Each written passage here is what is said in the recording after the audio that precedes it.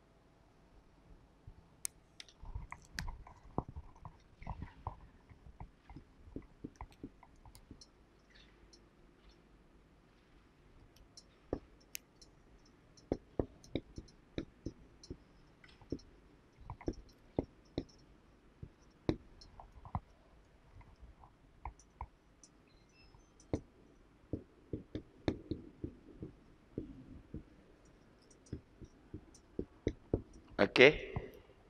Bitak Willy ketemu lagi kan?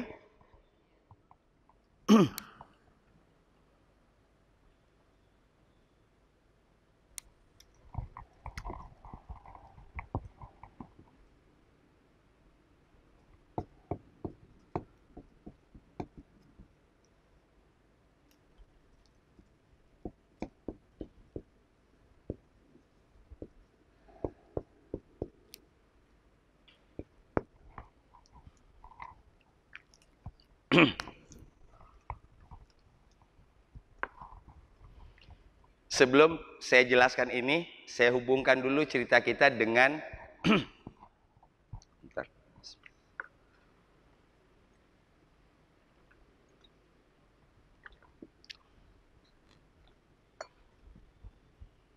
ingat nggak cerita Nabi Sulaiman? Nabi Sulaiman? Cerita Nabi Sulaiman berkaitan dengan istana Ratu Balkis, kan ya? Ya, Ratu Balkis. Dalam waktu sebentar, istana Balkis yang tadi itu di daerah Yaman itu, daerah Yaman berapa jauh itu? Ya, tiba-tiba ada di depan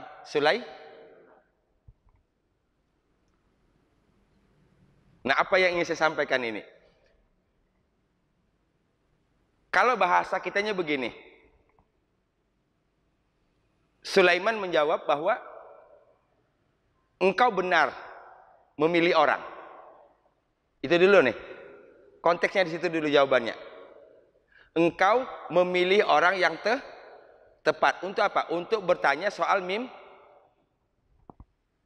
Itu dulu. Faham nggak maksud saya? Jadi sebelum Nabi Sulaiman menjelaskan, Nabi Yusuf menjelaskan tadi poin-poinnya. Kalau saya tangkap poin dari kalimat ini adalah seakan-akan Nabi Sulaiman ingin memberikan ucapan selamat. Selamat, Anda berdua menanyakan persoalan ini kepada orang yang kembali lagi tadi. Rasul sallallahu alaihi wasallam bersabda, "Idza wusidal amru ila ghairi ahlihi fantaziri sa'ah." Idza wusidal amru, apabila satu urusan diserahkan ila ghairi ahlihi, kepada yang bukan ahlinya, fantaziri sa'ah, tunggulah masa kehancurannya. Banyak hari ini. Ada satu orang yang jabatannya sampai puluhan jabatannya. Apa dia skill? Wallahu alam, saya nggak tahu. Tapi nggak mungkin.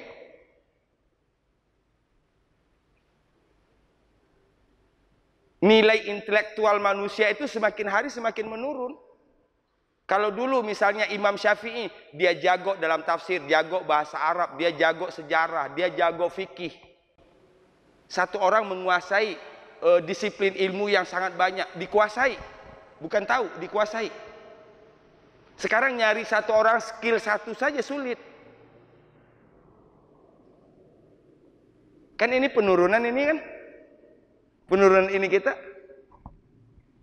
Makanya ada spesialisasinya. Oh, ini ahlinya matematik, ini ahlinya ekonomi, ini ekonomi nanti dibagi lagi. Ini ahlinya ini ahlinya ini. Gitu.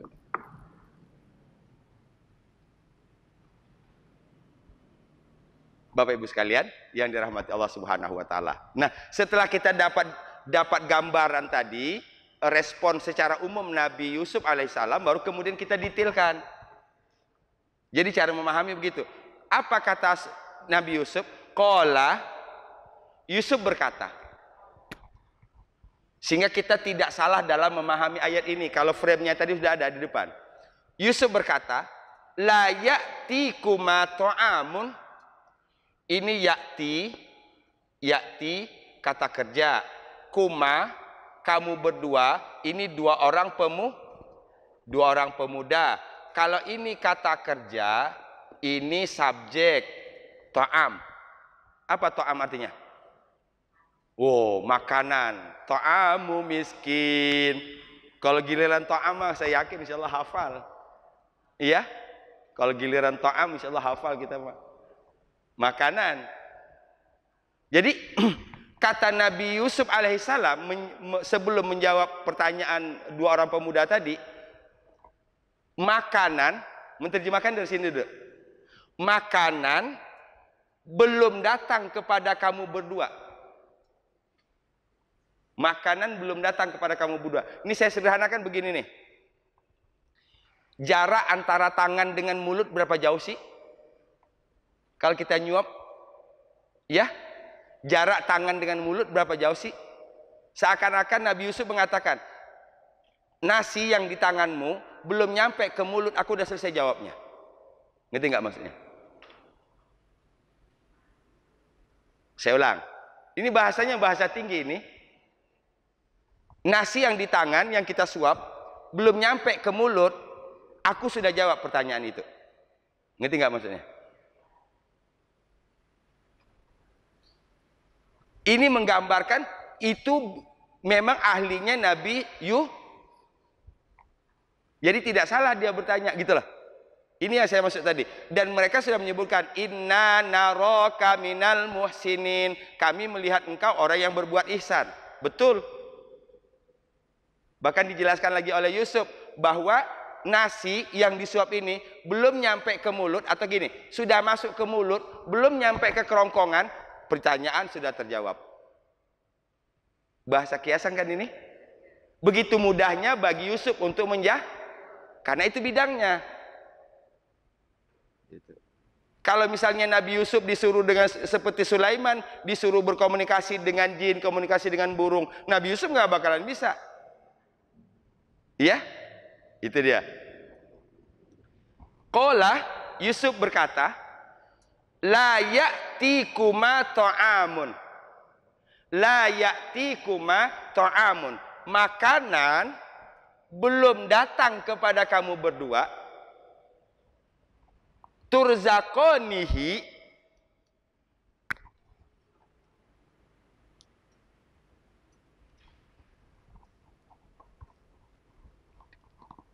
kalian rizkikan kepadanya, dirizkikan kepadanya. Kalau bahasa ininya, Rozako. Apa rozako? Rizki. Rozako. Kalau bentuk sedangnya yarzuku.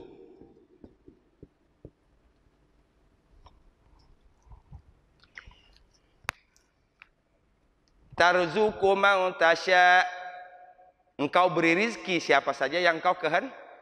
Ini aktif memberi rizki. Tapi kalau di sini turza. Pasif. Turzakoni, ani menunjuk kepada dua orang.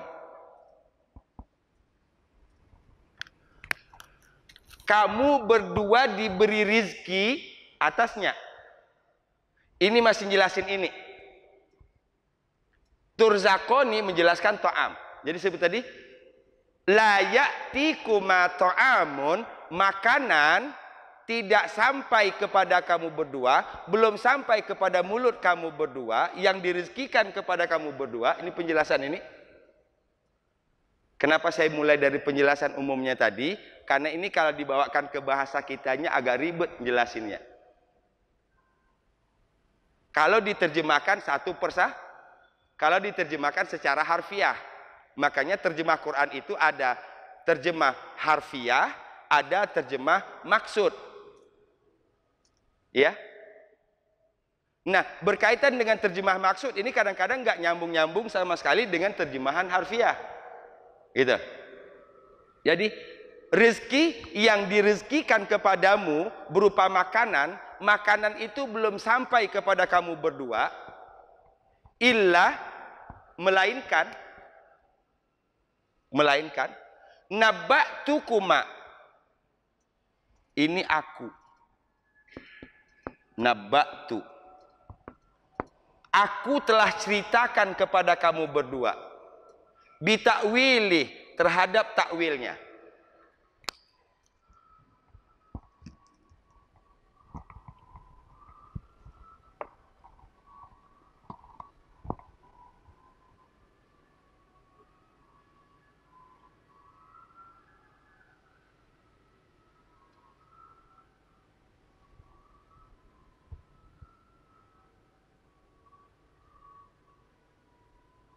Apa yang ibu semua, bapak ibu sekalian tangkap dari ayat ini? Begitu mudahnya bagi Yusuf untuk menjelaskan takwil mimpi yang dua tadi kan? Masih ingat apa dua mimpinya? Pertama memeras anggur, kedua membawa roti di kepala, kemudian roti itu dimakan burung. Kata Yusuf, makanan yang di tanganmu belum nyampe ke mulutmu, aku udah selesai menjelasinnya. Faham ya? Artinya sebegitu mudahnya untuk menjawabnya. Satu, yang kedua menggambarkan memang ini bidangnya Yusuf. Maka kembali lagi tadi bahwa segala sesuatu itu the right man on the right place, the right man on the right job. Ya. Serahkan segala sesuatu kepada ahlinya. Saya pribadi ada kelemahan. Pertama, menghafal nama orang kalau berkaitan dengan sejarah. Ya. Menghafal nama orang. Tapi kalau memahami sejarah, insya Allah saya gampang. Tapi ketika masuk dengan nama si A, nama si B, apalagi nama-nama orang Arab, kalau kita sejarah Islam, nama-nama Arab, itu bagi saya agak nama daerah, nama orang, agak sulit saya. Oh, balik lagi, bahwa berarti memang masing-masing orang punya beda, punya ciri. Ada orang yang saya iri banget malah, dia menghafalkan nama itu luar biasa. Ya, gitu. Saya kalau untuk menghafal nama 5 nama, 6 nama aja, nama Arab, itu harus saya tulis dulu gede-gede itu.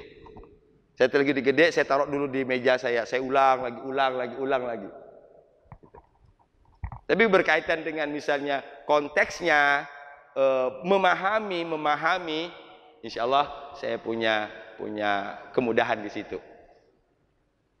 Faham maksudnya ini?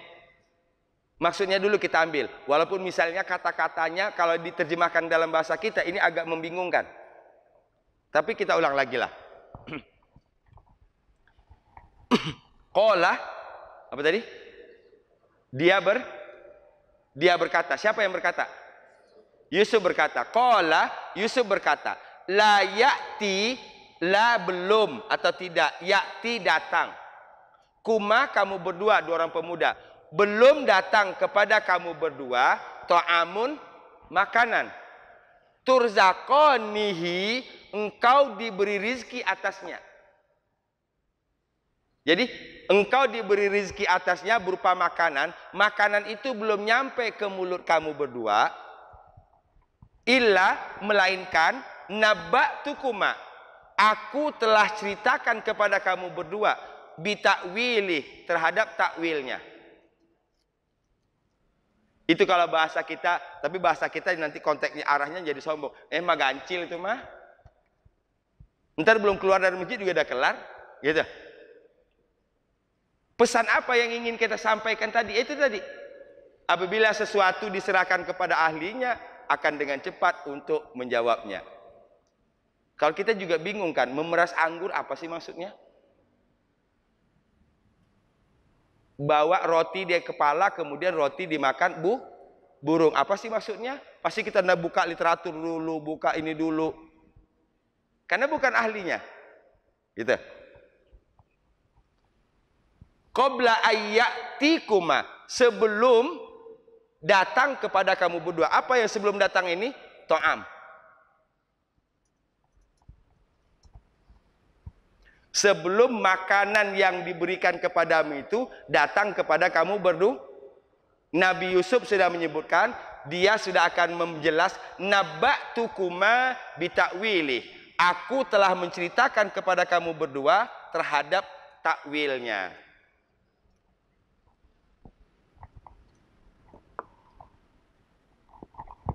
Tapi kalau saya terjemahkan sederhananya tadi begitu. Ya, saya terjemahkan sederhananya tadi seperti itu. Makanya saya bawa kepada Nabi Sulaiman, sebelum matamu berkedip, itu lebih cepat lagi kan? Kalau tangan ke mulut itu masih jauh, lumayan jauh itu. Tapi kalau sebelum mata berkedip, istana Balkis ada di hadapanmu, itu jauh lebih cepat lagi. Kecepatan berapa itu? Ya. Nah, yang seperti ini yang menjadi penting bagi kita, konteksnya dulu dipahami, konteksnya dipahami. Sebelum makanan yang dirizkikan kepada kamu berdua sampai ke mulut kamu berdua, aku sudah menjelaskan takwilnya kepada kamu. Barangkali itu terjemahannya. Saya rasa bisa dipahami. Qala la ya'tikuma ta'amun turzaqanihi illa nabba'tukuma bitakwilih. Agak panjang, nggak apa-apa. Ini 1 sampai di sini. Ini baru nanti penjelasan. Penjelasan zaraf zaman. Penjelasan waktunya. Sebelum makanan itu datang kepada kamu berdua. Yuk. Qala la ya'tikuma ta'amun turzaqanihi illa nabba'tukuma bitakwilih. Di mana yang sulit bacanya? Hi 2 harokat bertemu dengan alif kan? Hi 2 harokat bertemu dengan alif jadinya 5. Di sini pakai alis. 5 harokat. 2 harokat bertemu dengan alif atau hamzah, dari 2 berubah menjadi 5. Qala la ya'tikuma ta'amun turzaqanihi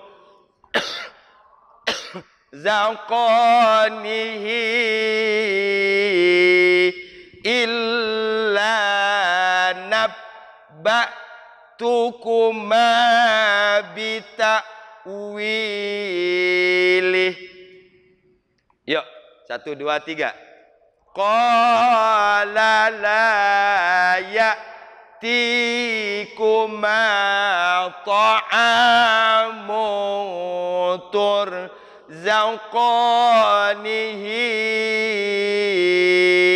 illa nabba'tukuma bita'wilih. Lagi.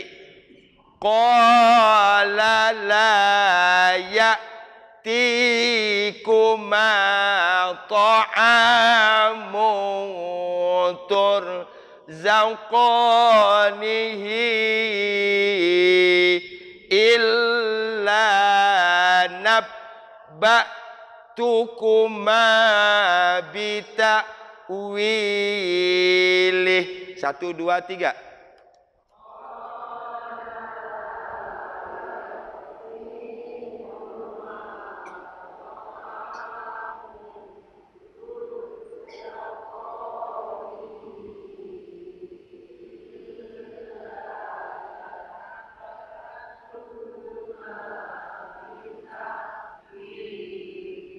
Oke, mantap.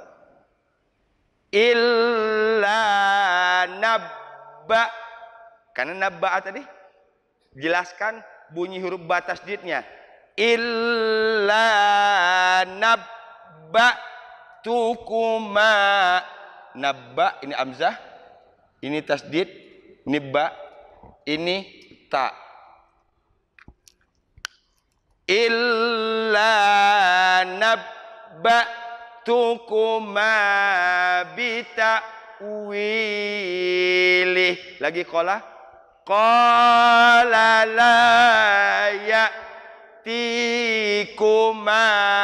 ta'amun turzaqanihi illa ya'tikuma illa nabba'tukuma bita'wilih. Hafal?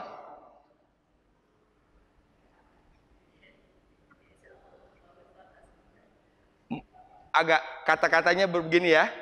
Oke, tapi kan kita sudah memahami tadi tidak semuanya begini gitu. Ini kadang-kadang begitu ketemu dengan ayat yang seperti ini, susah banget. Kan itu? Gitu. Padahal sama, semua dalam hidup ini sama. Ada kalanya kadang kita berhadapan dengan hal yang sulit, tapi sesudahnya ada kemudahan. Ya? Jangan kemudian kita menjudge satu yang sulit itu kita memberikan penilaian umum. Susah. Nggak bisa. Kalau mau beri penilaian ke semuanya. Ada susah, ada itu. Lanjut. Qabla ayya'tikuma. Qabla ayya'tikuma. Ini maksudnya sebelum makanan itu datang kepada kamu berdua. Qabla ayya'tikuma. Yuk. Qabla ayya'tikuma. Paling tidak dari sini kita sudah bertemu 3 kali. Kuma kan? Bagi orang tadabur ini nggak boleh hanya melewati saja. 3 kali loh kita bertemu dengan kata kuma. Apa kuma itu?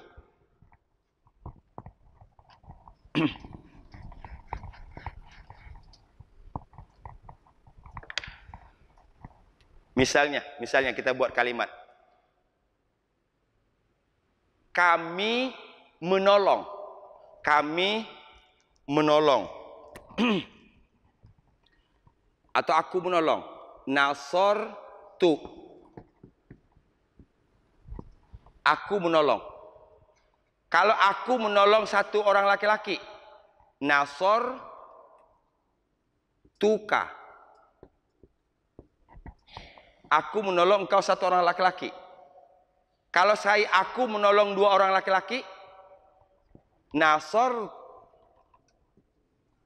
tu kuma. Aku menolong kalian, nasor tukum. Oke, jangan lihat kata-katanya. Fokus ini saja. Ka, dua orang. Kuma, jamak, kum. Itu untuk orang kedua laki-laki. Orang kedua laki-laki. Ketika dia menjadi objek.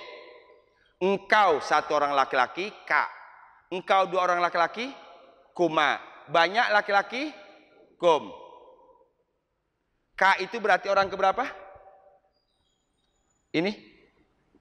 Orang keberapa ka?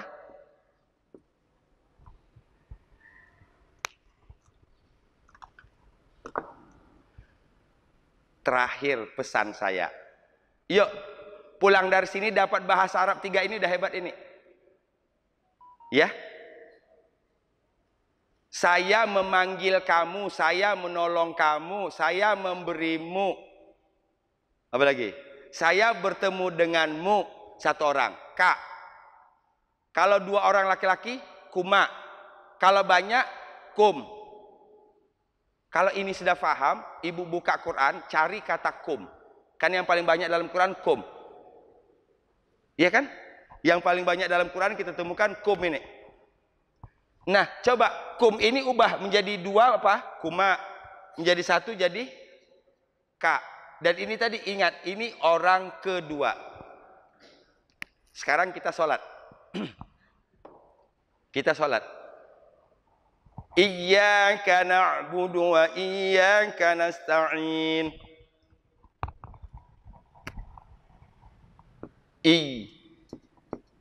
Iya.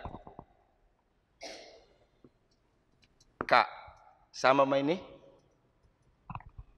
Iya artinya kepada. Kah? Engkau. Kalau engkaunya itu satu orang. Kalau engkaunya dua orang. Iyakuma. Kepada kalian laki-laki. Jago bahasa Arab. Kali ngaji jago bahasa Arab. Satu. Kedua, dibalik lagi. Ketika kita menyebut kepadamu, mu itu berarti orang kedua. Orang kedua adalah orang yang diajak bicara. Nah, ini yang kedua ini saya lamain dikit. Orang kedua adalah orang yang diajak bicara. Kalau laki-laki tadi ka, satu orang, dua kuma, banyak kum. Sekarang kita baca dalam Al-Fatihah. Iyyaka na'budu wa iyyaka nasta'in. Siapa K-nya?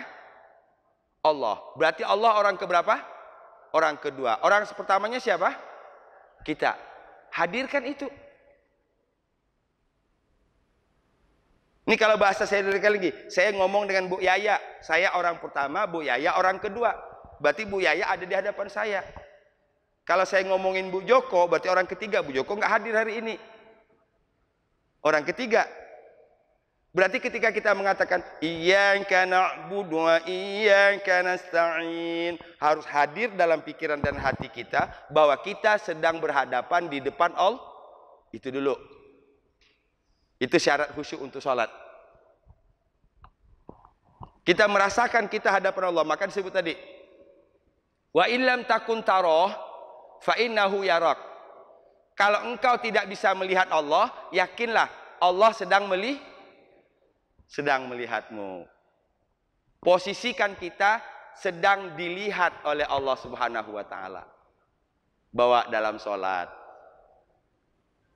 Pengaruh tadabur ke dalam sholat. Ya? Jadi sukses tidaknya ibu ikut tadabbur nanti dapat dirasakan ketika sholat, ketika zikir, ketika doa. Itu yang terkecil, itu yang terkecil. Ini kalau bahasa Betawinya kudu dapat ini. Kita doa kepada Allah mudah-mudahan sebelum nanti ajal kita sampai yang 3 ini harus dapat ini. Harus dapat nikmatnya sholat, nikmatnya zikir, nikmatnya doa. Kalau nikmat-nikmat yang lain sudah banyaklah kita rasain.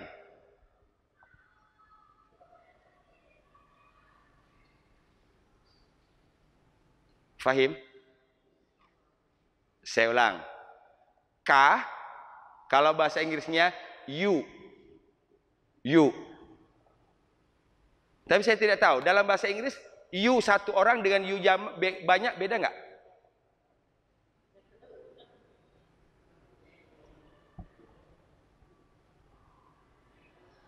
Iya. You satu orang dengan you jamak. Sama aja kan? Sama aja pun you juga kan? Bahasa Arab enggak. K satu orang, kalau berdua kuma, kalau banyak kum. Satu dulu masukin. Menambah, mudah-mudahan dengan ini terbuka ini kita muncul rasa kekaguman kita kepada bahasa Al-Qur'an. Itu dulu. Karena tidak ada kekaguman tanpa ilmu. Saya ulang, tidak ada kekaguman tanpa ilmu. La ta'zim illa bi'ilmin. Tidak ada ta'zim tanpa ilmin, tanpa ilmu. Kalau kita mau ta'zim ke Quran, tambahlah ilmu pengetahuan kita tentang Quran ini. Insya Allah ujungnya nanti akan ta'zim. Gitu. Alhamdulillah rabbil alamin. Ya. Jadi kesimpulannya tadi, ayat yang kita bahas ini, tadi kita mulai dari permintaan 2 orang pemuda yang masuk penjara bersama Yusuf, permintaan kepada Yusuf agar Yusuf menjelaskan mimpinya. Apa kata Yusuf? Seakan-akan satu belum. Alasan 2 orang pemuda ini meminta kepada Yusuf karena dia melihat Yusuf itu muhsin. Itu dulu yang penting. Dia melihat Yusuf itu sebagai seorang muhsin. Tuh. Kedua, yang ketiga, kata Yusuf, karena ini menempatkan pada tempatnya, kata Yusuf, sebelum makanan sampai kepadamu, aku sudah jelaskan takwilnya. Begitu mudahnya Yusuf untuk menjelaskan itu. Ya?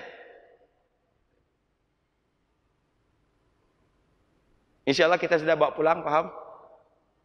Ada sedikit tadi bahasa Arabnya, ada tadi. Jadi yang paling penting di sini nih kita nih, ya kerangka frame of thinking kita tentang cerita itu, dan seakan-akan kita menyaksikan dengan basiroh kita, bukan dengan ini, tapi dengan di sini, dengan mata hati kita. Apa yang dialami oleh Nabi Yusuf sekian ribu tahun yang lalu. Itulah bahwa baca Al-Quran adalah spiritual journey. Perjalanan spiritual. Sampai ketemu ahad depan insyaallah. Mudah-mudahan Allah kuatkan iman kita, Allah sehatkan badan kita, Allah jaga istiqomah kita, Allah jadikan kita terus bersemangat untuk mempelajari Al-Quran. Karena yang membuat hidup ini merasa bahagia itu, membuat hidup ini penuh makna adalah satu, semangat.